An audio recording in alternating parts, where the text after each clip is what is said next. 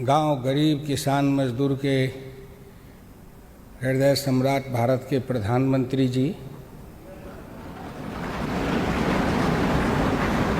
लोकसभा के माननीय अध्यक्ष जी और इस सभागार में उपस्थित सभी सम्मानित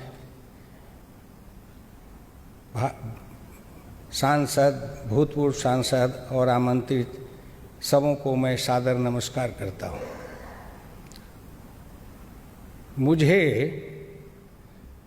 ये उत्कृष्ट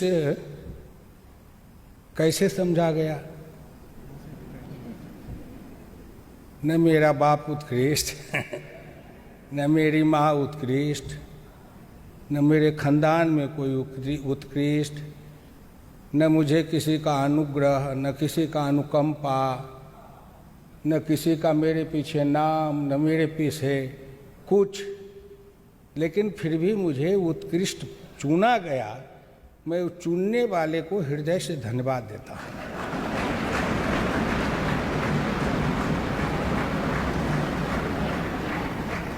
भाई, आपने ये गांव के कीचड़ में से हीरे को कैसे पहचान लिया? अब तक तो कितने पाँव लगे, कितने ठोकर लगे, कितने अपमान सहे, लेकिन जब मैं बैठा करता था तो मेरी पत्नी मुझे कहा करती थी कि आपको कभी उत्कृष्ट सांसद का पुरस्कार मिलेगा, कोशिश करिए। तो मैं कहता था मैं कोशिश क्या करूँगा, क्योंकि वो भी राजनीति में है, वर्षों से सक्रिय रही। हम शंकर पार्वती जी के जैसे संवाद करते रहते हैं। तो मैंने कहा चलो काली माई सोचेगी तो कर देगी। मैं उनकी पूजा करता हूँ, मेरी कुल देवी है। लेकिन जब सिल्लीगुड़ी के एक मजदूर मुसलमान भाई को पद्मश्री की पद्म भूषण का सम्मान मिला, तो उस दिन मेरे मन में ये भाव जगा कि अब मैं उत्कृष्ट सांसद का पुरस्कार अवश्य ले लूंगा।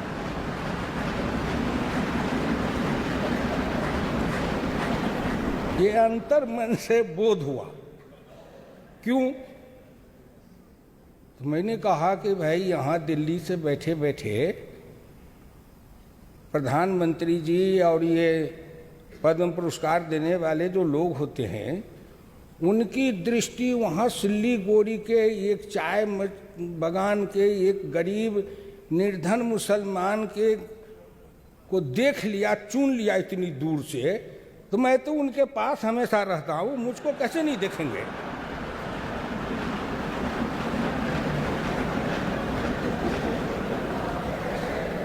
कैसे नहीं देखेंगे? लेकिन साहब, मैं धन्य भाग्यशाली हूं कि आखिर मुझे देख लिया गया। और आज मेरे गांव के लोग टीवी पर देख रहे होंगे, उनकी छाती कितनी फूलती होगी।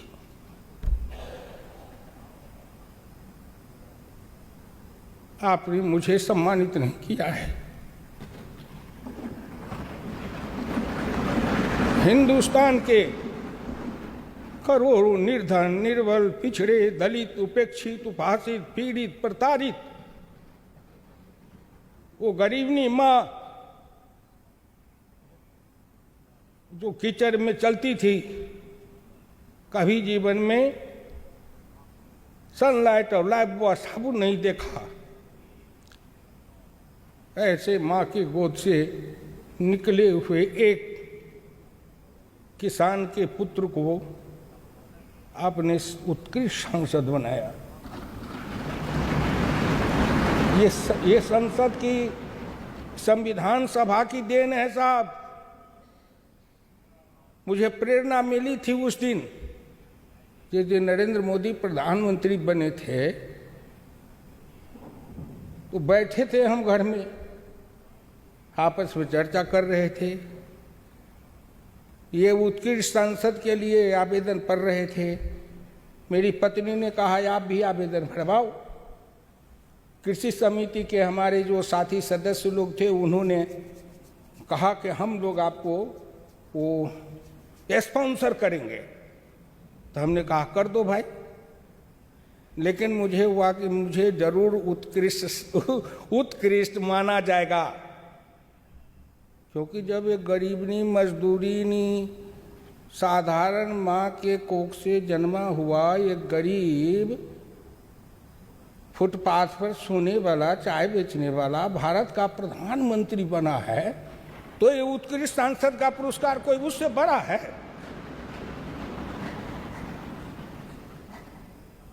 मुझे क्यों नहीं मिल सकता है? ये जो हमारे अंदर भाव जगते हैं, प्रेरणा, ये लोकतंत्र की देन है। भाई राजनाथ जी बैठे हैं, जब ये अध्यक्ष थे उत्तर प्रदेश के, तो मैं इनके साथ कार्यक्रम में ले जाते थे मुझे घुमाने के लिए। एक बार दुर्घटना हुई, उसमें गाड़ी में आग लग गई, हम दोनों तो जल के मर ही जाते। भगवान को बचाना था, इसलिए कि आज मुझको उत्कृष्ट सांसद कैसे पुरस्कार मिलता अगर मर गए होते जल के गाड़ी में। ये ईश्वर की कृपा थी।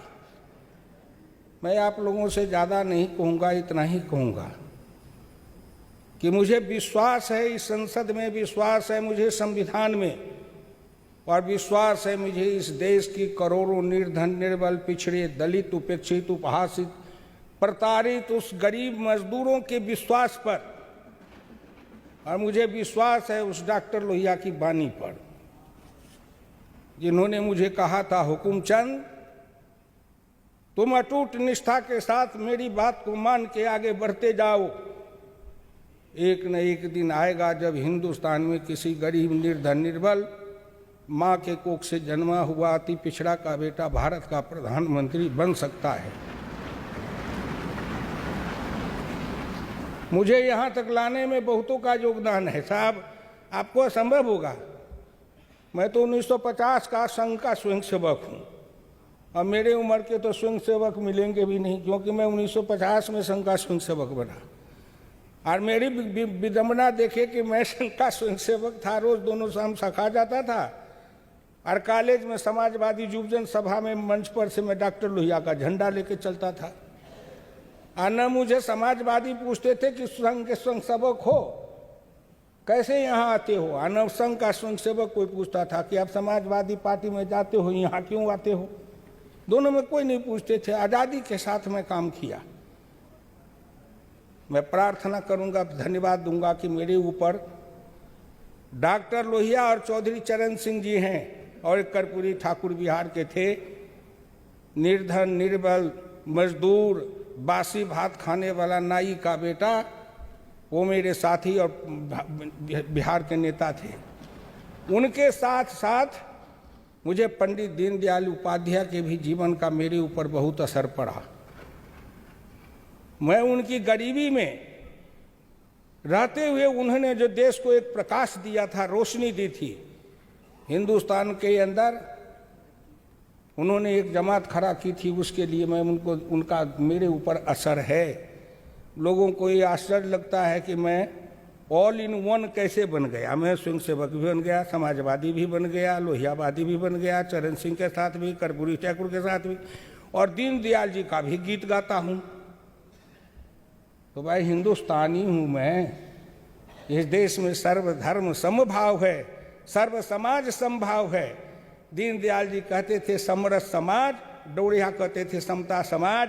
इसलिए मैंने उसको अपने जीवन में अंगीकार किया है कि सबकी गीत मैं गाता हूँ, भारत की गीत सुनाता हूँ।